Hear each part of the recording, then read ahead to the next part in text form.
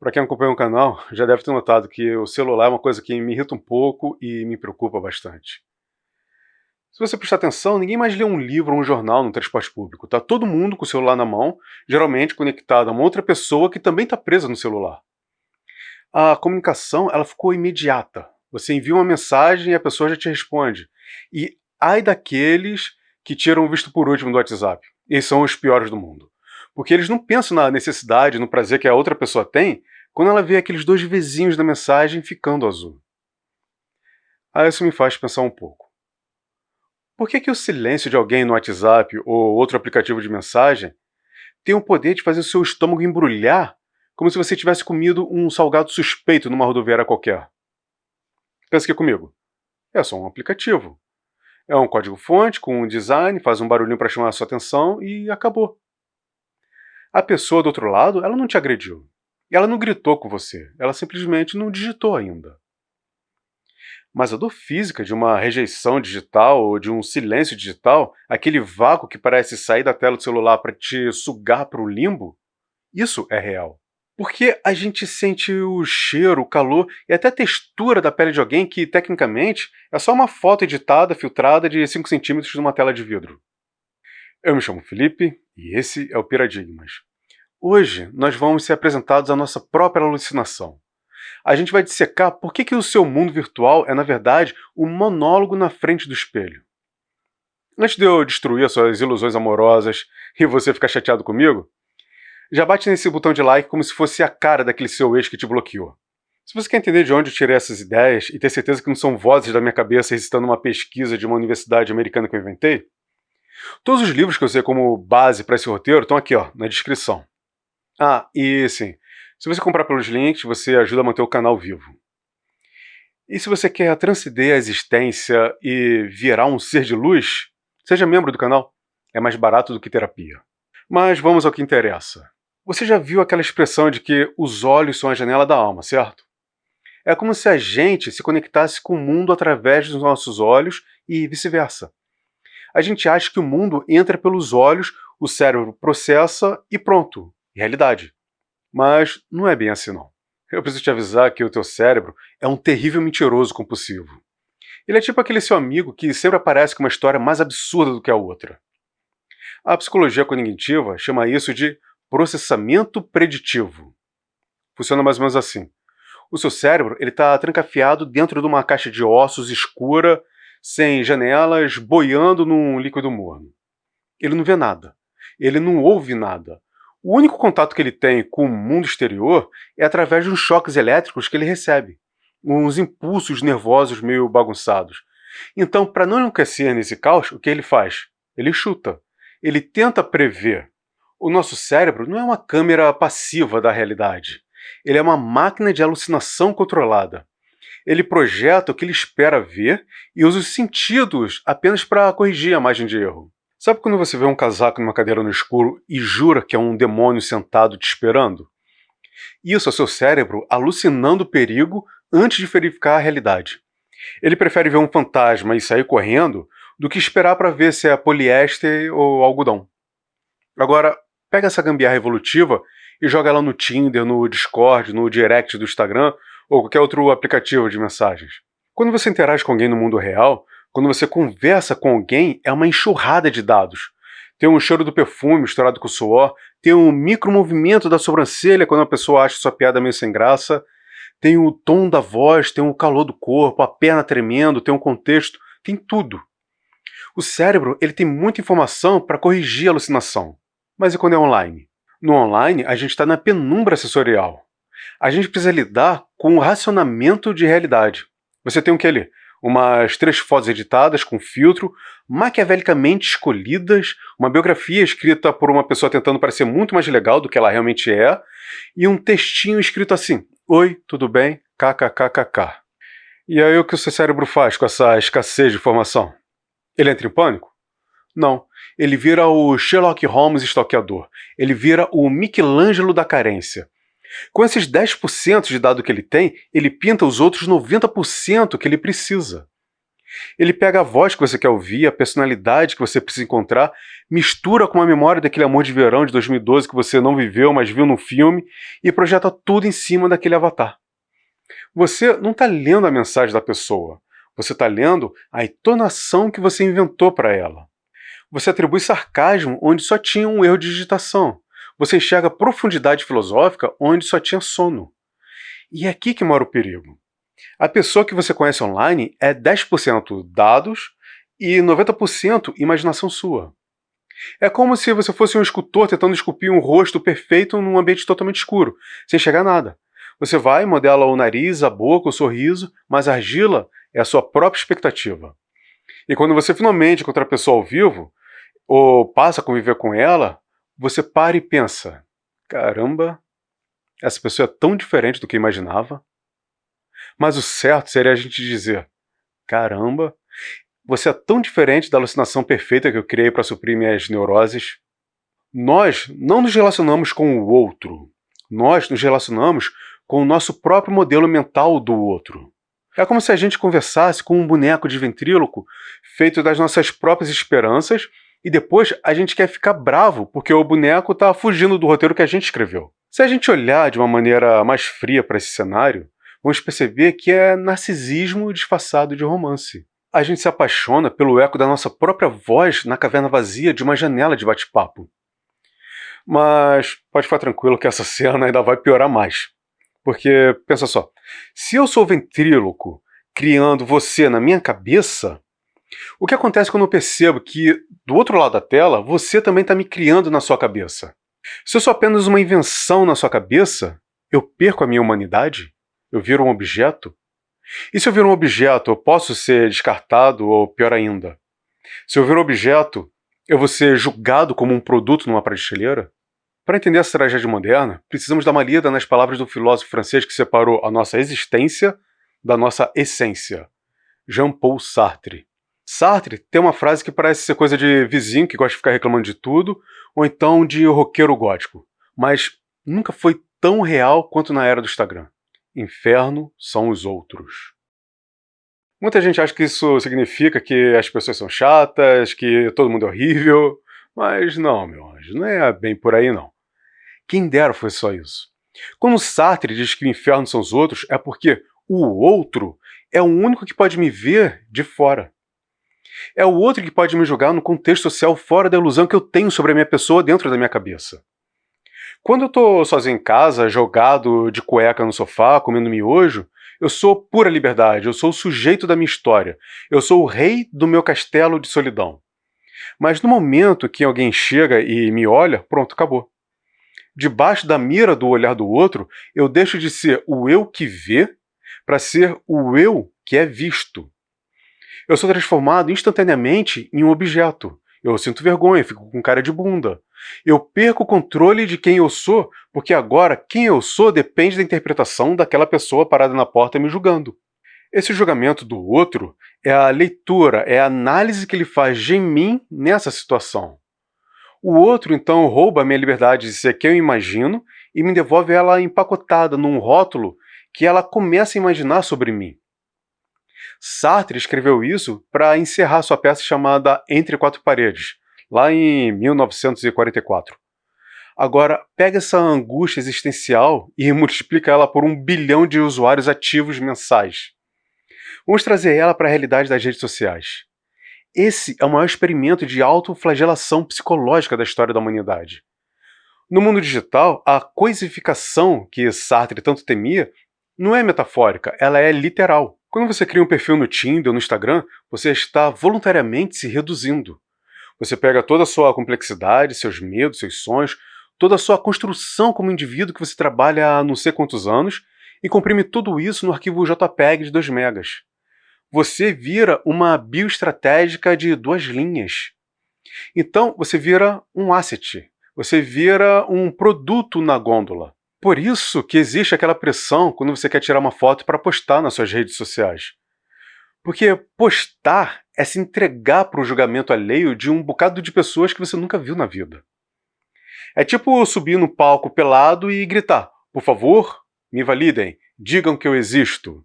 A ansiedade online é a vertigem de saber que a qualquer momento você está sendo consumido, julgado e classificado por pessoas que não estão nem aí para a tua essência. Você não é uma pessoa para o seu seguidor, você é um conteúdo. Você é um intervalo de entretenimento entre um vírus de pegadinha e uma propaganda de bet. Sartre diria que estamos vivendo em má fé. A gente finge que usa a rede social para se expressar, mas na verdade a gente usa para se objetificar. A gente quer ser o objeto de desejo do outro. Mas o preço disso é viver debaixo da tirania do like. O like não é afeto, o like é um carimbo de controle de qualidade. Quando o like valida a sua existência, a ausência dele anula você. E sabe o que é o mais cruel, assim, na minha opinião? O visualizado. Sabe o visualizado? Aqueles 2 tiquezinhos azuis no WhatsApp? Aquilo é a versão moderna da guilhotina.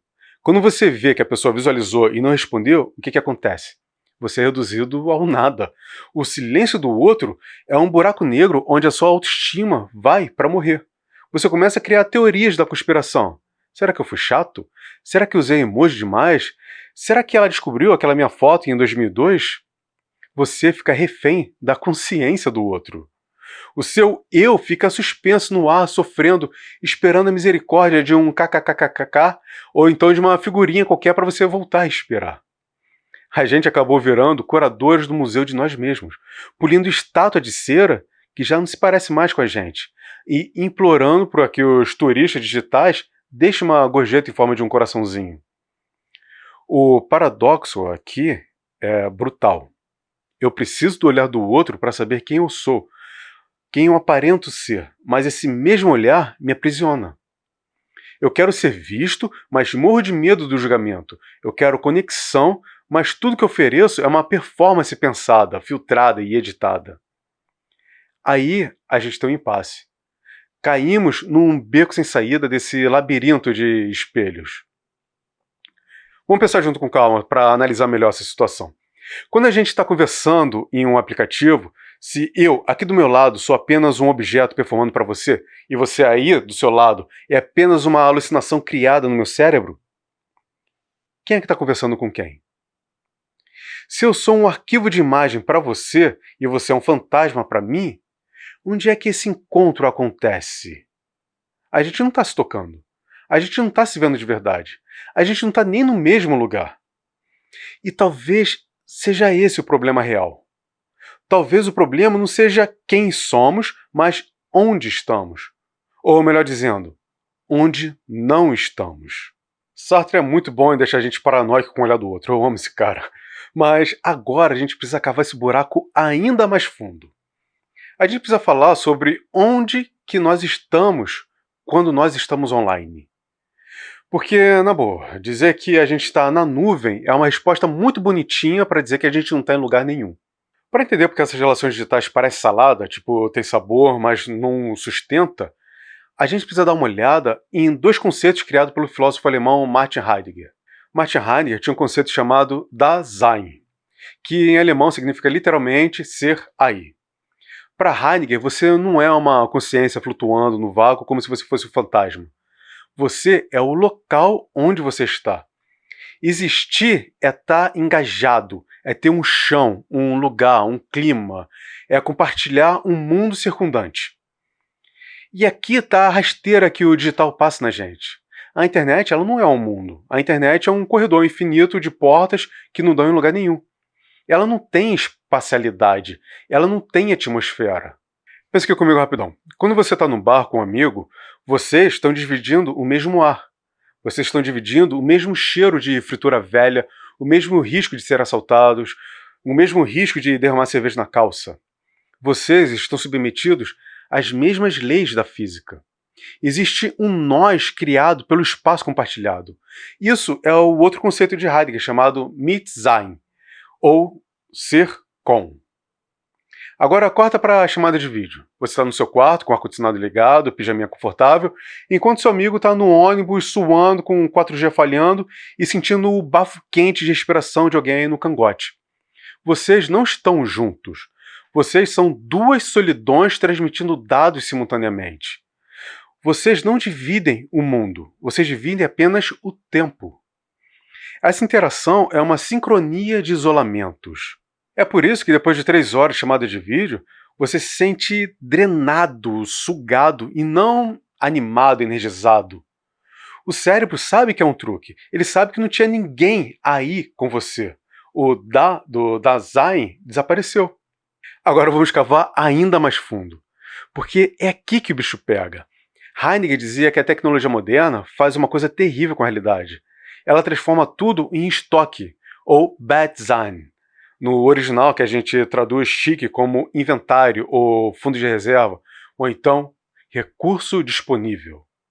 Heidegger, durante sua fase de crítica à tecnologia, olhava para uma usina hidrelétrica no Rio Reno e dizia que a usina não vê o rio como um deus ou como uma paisagem. A usina vê o rio como uma pressão de água pronta para gerar energia. A tecnologia, ela arma a natureza para que ela esteja sempre disponível para o consumo. Agora, adivinha o que as redes sociais fizeram com você e com seus amigos? Transformaram todas as pessoas em estoque. Olha para a lista de pessoas que você costuma interagir no seu celular. Aquilo não são pessoas, aquilo são itens de um cardápio. O amigo não é mais um evento imprevisível que bate na sua porta numa tarde de sábado. Ele é um ícone no seu bolso, pronto para ser consumido quando você estiver carente ou entediado. Ele é uma latinha de dopamina na geladeira. Você se sente triste? Abre um aplicativo, consome 3 stories, manda um meme, recebe um kkk e pronto. Está satisfeito. O outro deixa de ser um alguém e vira um recurso. A tecnologia transformou a amizade em delivery. Tem gente que confunde Tinder com iFood, por exemplo. A gente trata o crush, o amigo, a mãe, como se fossem conteúdos on demand. Sabe quando você recebe um áudio e resolve deixar para ouvir outra hora? Então, nesse momento você estocou a presença daquela pessoa para consumir quando for mais conveniente para sua gestão de tempo. Isso é de um utilitarismo cruel, terrível. A gente usa as pessoas para preencher os nossos vazios, da mesma forma que usamos o Spotify para preencher o silêncio. Isso mata a magia do encontro, porque o encontro real exige risco. Exige que o outro te incomode. No digital, se o outro incomoda você, você silencia, arquiva ou bloqueia. Você edita o outro para que ele caiba na sua prateleira de conveniências. Qual foi a última vez que você conheceu alguém diretamente no mundo real, sem filtros, sem DMs, sem redes sociais? A gente está assim, sem chão, sem mundo compartilhado e tratando uns aos outros como comprimidos de vitamina D num bunker pós-apocalíptico. A gente consome a presença do outro em comprimidos, mas nunca é suficiente. Porque no fundo a gente sabe que aquilo não é vitamina D produzida pela exposição solar. É só uma cápsula artificial para saciar uma carência. E se a gente aceita viver nesse deserto de telas, tratando pessoas como arquivos e sentimentos como downloads, a gente começa a aproximar perigosamente de um cenário onde a pessoa nem precisa mais existir de verdade para que a gente se sinta satisfeito. Se o que importa é minha interação com a imagem dela e não a realidade dela, qual é a diferença entre amar uma pessoa distante e amar uma representação artificial? O escritor argentino Adolfo Bioy Casares lançou em 1940 um livro incrível chamado A Invenção de Morel. É um livro que vale muito a pena a leitura porque ele te prende até o final, o decorrer, as situações, as motivações, tudo é incrível. A história é sobre um fugitivo, um cara desesperado, condenado à prisão perpétua, que foge para uma ilha deserta no meio do oceano para não voltar para a cadeia. Quando ele chega lá, ele acha que está sozinho, mas então de repente ele escuta uma música lá longe, no alto de uma colina, e quando ele chega lá em cima, ele dá de frente com uma festa cheia de pessoas dançando, curtindo como se não houvesse amanhã. Então o nosso protagonista se esconde com medo de ser visto. Mas aí, no meio daquela multidão toda, ele vê uma mulher, Faustine. E aí o nosso fugitivo faz o que qualquer homem desesperado e solitário faria naquela situação. Ele se apaixona desesperadamente. Ele começa a observar cada gesto dela, o jeito que ela mexe o cabelo, o momento que ela se senta nas pedras, todo o final de tarde para olhar o pôr do sol, o olhar melancólico dela. ele cria toda uma rotina baseada nela. Então um dia ele vai, toma coragem, ele sai do esconderijo e vai falar com ela. Ele se declara, se joga aos pés dela. E sabe qual é a reação de Faustine no meio disso tudo? Nenhuma. Ela não se assusta, ela não sorri, ela nem olha para ele. Ela olha através dele. É como se ele fosse feito de ar. Aí ele fica doido, ele fica se perguntando, será que eu tô vivo? Será que eu sou invisível? Será que ela é a mulher mais fria do mundo? Então, ele volta no dia seguinte disposto a tudo. É agora ou nunca, é tudo ou nada. Mas aí ele percebe um negócio que faz o sangue dele gelar. As conversas que ela tem com os amigos é exatamente a mesma do dia anterior. Os gestos são idênticos, o disco na vitrola engasga na mesma parte da música, o cachorro corre atrás da mesma gaivota. Faustine não ignora ele por maldade. Faustine não ignora porque ele é feio ou porque ele é um estranho. Faustine não interage com ele porque Faustine não está lá. O fugitivo descobre que a ilha é um experimento de um cientista chamado Morel. Morel inventou uma máquina capaz de gravar a realidade com todos os sentidos, visão, som, tato, cheiro e reproduzir isso eternamente no espaço. Então, sabe aquelas pessoas na festa? Todas elas já morreram há muitos anos atrás. O que o fugitivo está vendo, na verdade, é uma projeção tridimensional, um loop eterno de uma semana feliz que se repete para sempre. O fugitivo está apaixonado por um fantasma. Ele ama a imagem que repete o gesto de olhar o horizonte, indiferente à dor dele, indiferente ao tempo, indiferente à morte. Isso é lindo, é poético, é trágico. Mas será que é completamente real? Então vamos lá. Dá uma olhada nessa tela preta retangular que você segura. O seu celular é a ilha de Morel. Nesse ambiente, nós somos o fugitivo e a internet é a máquina. E nós estamos todos os dias nos apaixonando por Faustines. Quando você entra no perfil de alguém que você gosta, ou então daquele ex que você jura para os seus amigos que você já superou, e fica ali rolando o feed, vendo as fotos da viagem de 2019, vendo os stories fixados, o que é isso se não a invenção de Morel de bolso? Aquela foto da pessoa sorrindo na praia não é a pessoa. Aquele sorriso está congelado um tempo. A pessoa real, agora, pode estar comendo, pode estar no banheiro, pode estar odiando a vida. Mas a projeção está lá, linda, perfeita, eterna, sorrindo para você, ou através de você. E sabe qual é a parte mais triste nisso tudo? A gente prefere a projeção. Amar a Faustine projetada é muito mais seguro do que amar a mulher real. A Faustine da máquina, ela não tem mau hálito de manhã. A Faustine da máquina não tem TPM, não reclama que você deixou a toalha molhada em cima da cama, não discorda da sua opinião e nunca vai dizer que precisamos discutir a relação. Ela é um ídolo seguro, ela é dócil. Ela está lá disponível no destaque do Instagram, repetindo o mesmo brinde com a taça de vinho no Natal de 2020, no loop eterno de felicidade editada com trilha do Coldplay. O amor no tempo da cólera digital é isso. A paixão pela segurança da simulação. O encontro real ele é arriscado demais, muita coisa pode dar errado. A pele humana tem textura, tem perfeição, o cheiro nem sempre é bom. O papo às vezes é chato, mas a imagem é garantida. Quantos casais que você vê no restaurante que mal se olham, mas no Instagram parecem a capa de uma revista de noivas? Eles estão gravando a si mesmos numa imagem perfeita. É a troca da incerteza, do imprevisto, do caos, do sabor da vida por uma imagem perfeita, editada e fria. Nós estamos trocando a vida pela gravação da vida.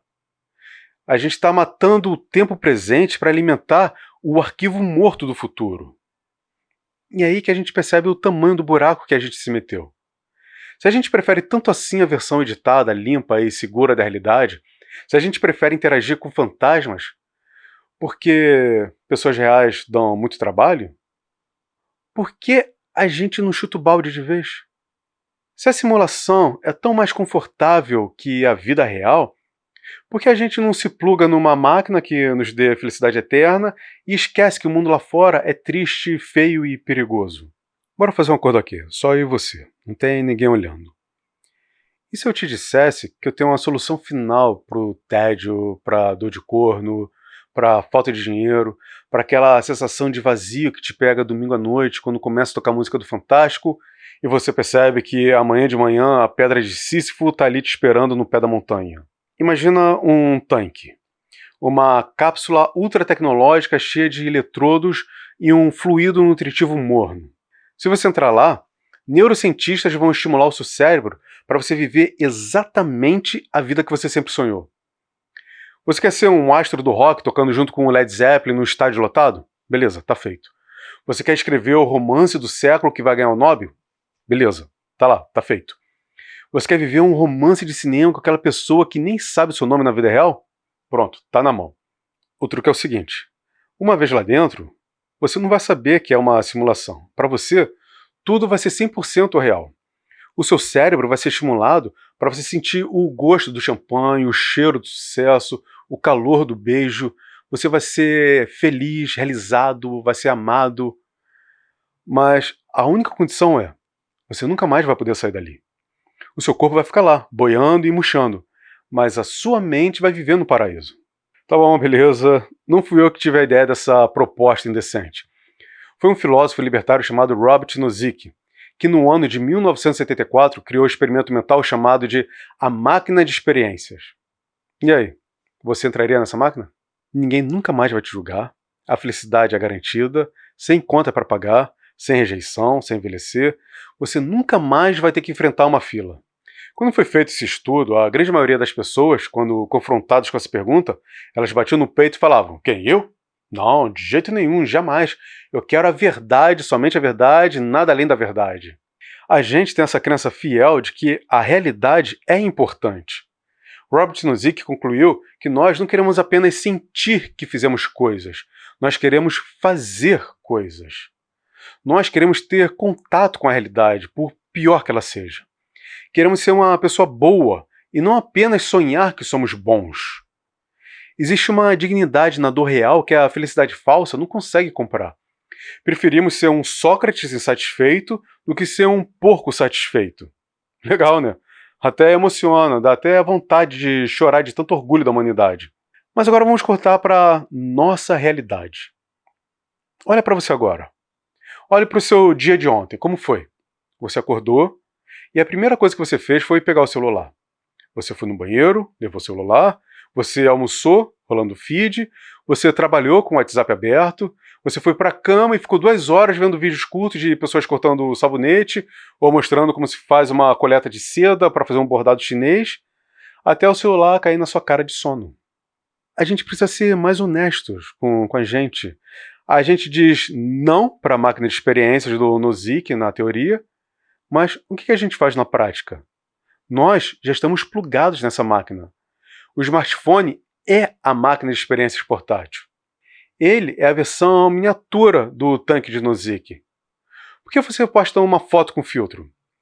Porque a realidade da sua pele não é o suficiente. Por que você filma o show inteiro em vez de assistir? Porque a experiência de ter o registro para mostrar para os outros vale mais do que a nossa experiência de estar lá. Nós editamos a nossa vida para que ela pareça interessante, mesmo que a gente já esteja morto por dentro.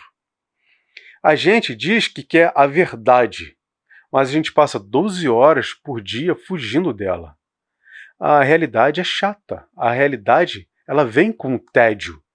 A realidade tem silêncio constrangedores com desconhecidos no elevador. A realidade tem gente feia, cheiro de suor no ônibus. A realidade sempre traz a incerteza do amanhã. Na nossa máquina de experiências, que é o nosso celular, tudo é editado, tudo é clímax, tudo é dopamina.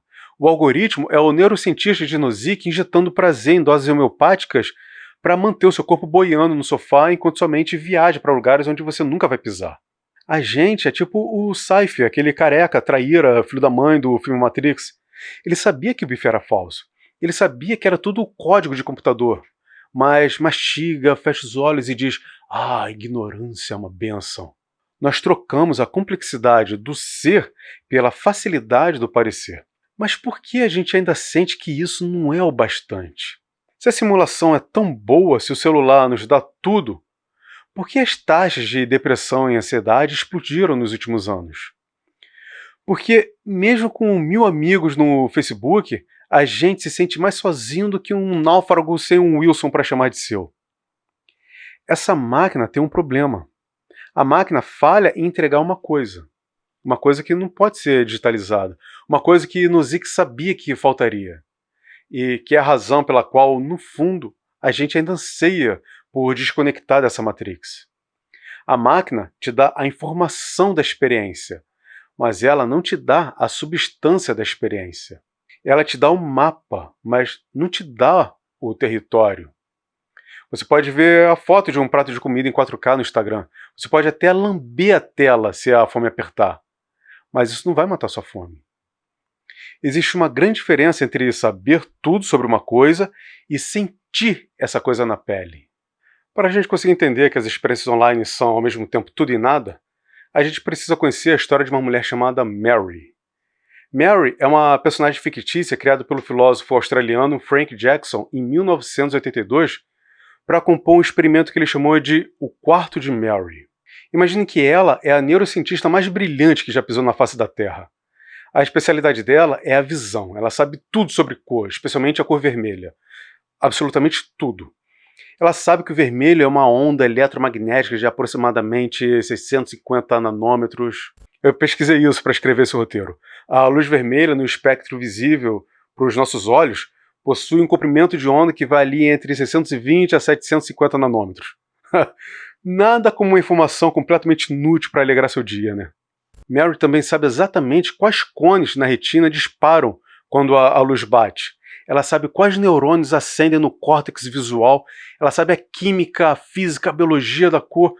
Se você der uma prova sobre o vermelho para Mary, ela tira 10 e você ainda fica devendo pontos para ela. Ela tem um PDF completo da cor vermelha na cabeça. Só tem um pequeno detalhezinho irônico nessa história toda. Mary vive trancada desde que nasceu num quarto totalmente preto e branco. Ela nunca viu uma cor na vida. Todo o conhecimento dela é puramente teórico. Aí, Frank Jackson faz a pergunta que divide os filósofos e os acadêmicos. Se um dia a gente abrir a porta do quarto e Mary sair correndo pelo jardim e der de cara com uma maçã vermelha madura, ela vai aprender alguma coisa nova? Vamos pensar um pouquinho sobre isso, com calma. Ela já tinha toda a informação física, química, radioativa e biológica da cor, certo? Se o mundo for só um amontoado de dados, ela não deveria se surpreender. Ela deveria olhar e dizer, isso exatamente são 650 nanômetros, bate perfeitamente com os meus cálculos. Mas Jackson diz que sim, ela aprende algo novo. Ela aprende algo que não estava nos livros. Ela aprende como é ver o vermelho. Ela sente o impacto da cor, o choque, a vivência. Na filosofia chamamos isso de qualia. Qualia é a qualidade subjetiva da experiência. É a diferença entre ler a partitura de uma música e ouvir a música com todo o seu corpo numa experiência de um concerto ao vivo. É a diferença entre conhecer os ingredientes de um prato de comida e sentir o sabor da refeição. É a diferença entre saber a composição química do vinho e ficar bêbado. É aquele tempero da realidade que não dá para fazer download. E agora vamos lá. Por que eu trouxe essa história sobre o quarto de Mary para você? Porque a internet, ela também é o quarto de Mary. Você é Mary e o celular é o seu livro de física. Você pode passar 5 anos conversando com uma pessoa online, vocês podem trocar 50 mil mensagens, você pode saber os traumas dela de infância, você pode saber que ela odeia coentro, sabe a opinião dela sobre política internacional, sabe até como é a voz dela quando ela está triste por causa de um áudio que ela te mandou no WhatsApp. Você tem toda a informação sobre essa pessoa. Você tem um dossiê completo. O seu cérebro, o simulador sem vergonha, já construiu um modelo 3D da pessoa. Mas você ainda está no quarto preto e branco. Porque no dia que você marca o encontro no barzinho, no dia que a porta do quarto de Mary se abre, acontece o qualia.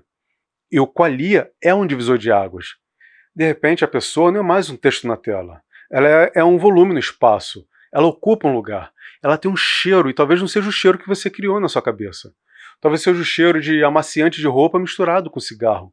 Ou então o cheiro de pele suada de quem pegou um ônibus lotado e se misturou com o perfume de todo mundo que estava lá dentro. Ela tem uma textura. Quando você aperta a mão dela, tem temperatura, tem um nervosismo, tem um descompasso. No digital você tem um controle do tempo. Você pode editar sua resposta. No presencial, o tempo é contínuo, é impiedoso. Se rolar um silêncio constrangedor, você não pode fechar o aplicativo. Você tem que aguentar o silêncio, olhar no olho, ver a pupila dilatando. O digital transmite dados, o presencial transmite a presença. E presença não dá para baixar na internet. Presença é uma vibração física que diz para o seu instinto animal: existe um outro ser vivo aqui.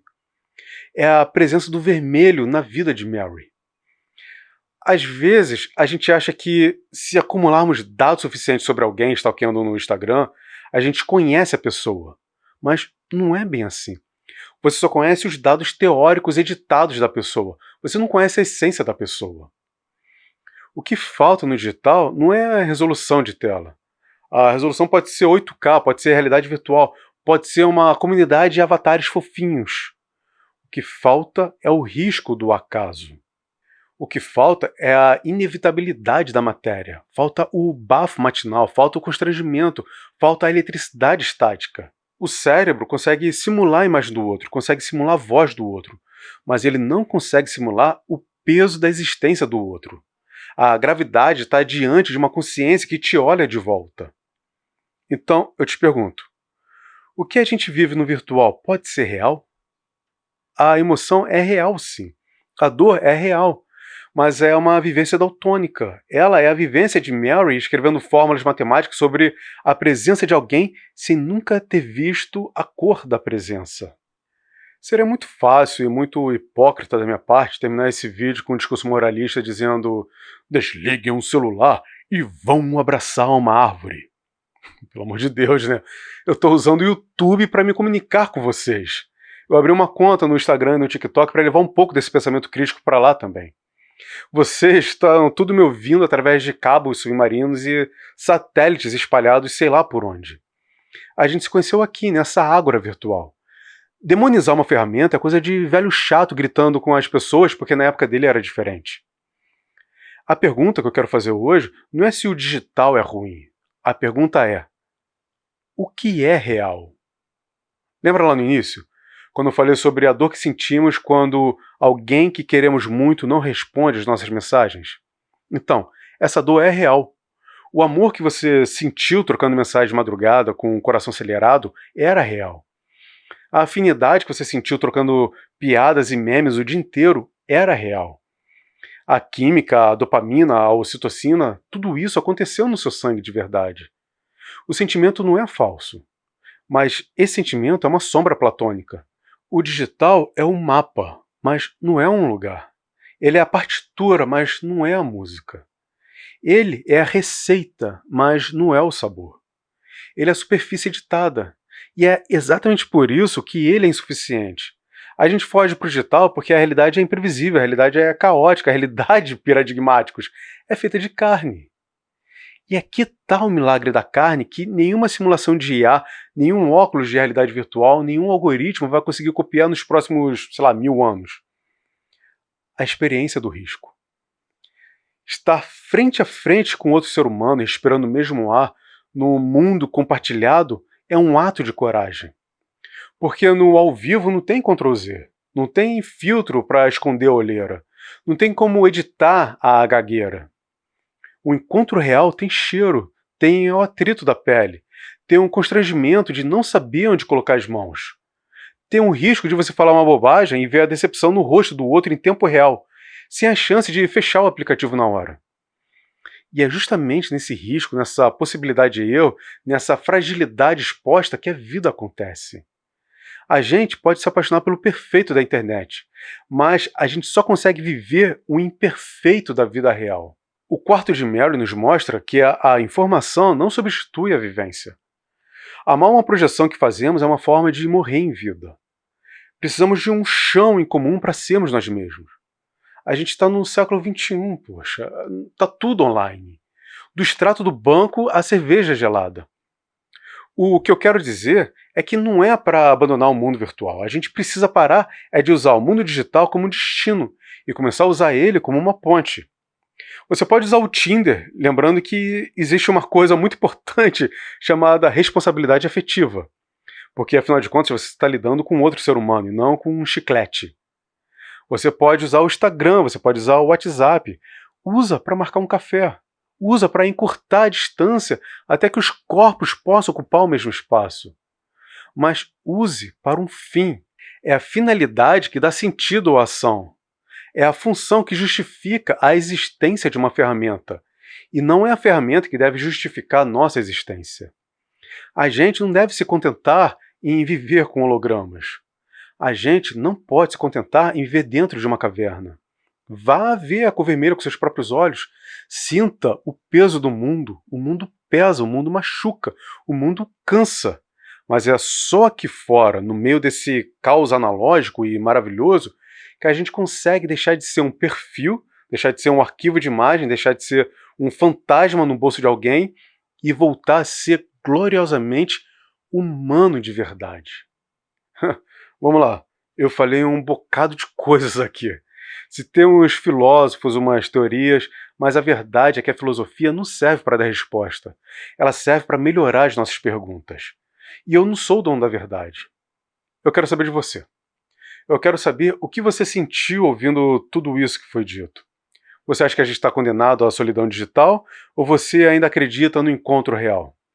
Escreve aqui embaixo nos comentários, desabafa. Conta a sua história. Vamos transformar essa sessão de comentários num barzinho virtual para a gente conversar. Se esse vídeo mexeu com alguma parte real sua aí dentro, se fez você sentir a tal qualia, então aperta o like como se fosse um abraço. Se inscreve no canal para não perder a próxima crise existencial e compartilha esse vídeo com aquele seu amigo que você quer tirar do virtual e trazer para o mundo real. E para provar que você chegou até o fim dessa odisseia toda, comenta aqui embaixo: eu quero a cor vermelha. Assim a gente sabe quem são os verdadeiros sobreviventes da caverna. Se você quiser apoiar esse hospício filosófico e ajudar esse ser humano que vos fala, considere se tornar um membro do canal. Eu estou quase terminando um curso que é meio guia de leitura, que vai ficar disponível só para os membros do canal.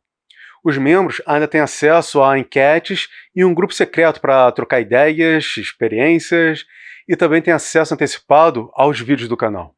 E se você ficou curioso com os livros, os textos de Sartre e do Heidegger, a lista completa com todas as referências bibliográficas estão lá na descrição do vídeo. Comprando pelos links, você ajuda o canal a continuar funcionando. E, por favor, leiam A Invenção de Morel. O livro é maravilhoso, é muito bom. E dá uma olhada nos outros vídeos do canal. Tem muita coisa boa lá para te ajudar a questionar e entender um pouco melhor você, os outros e o nosso mundo. Mas aqui entre nós, eu também posso estar completamente errado sobre tudo isso. Então pense muito bem sobre tudo que foi dito, fique bem e beba água. André não era exatamente um homem. Ele era um periférico humano conectado ao smartphone. Ele vivia numa espécie de clausura high-tech, um monge do século XXI cuja religião era o próprio Wi-Fi. Para André, o planeta não era redondo, mas também não era plano. O mundo de André tinha exatamente 6,7 polegadas, bordas arredondadas e vidro resistente a poeira e gotas d'água. A sua rotina era um milagre da logística sedentária.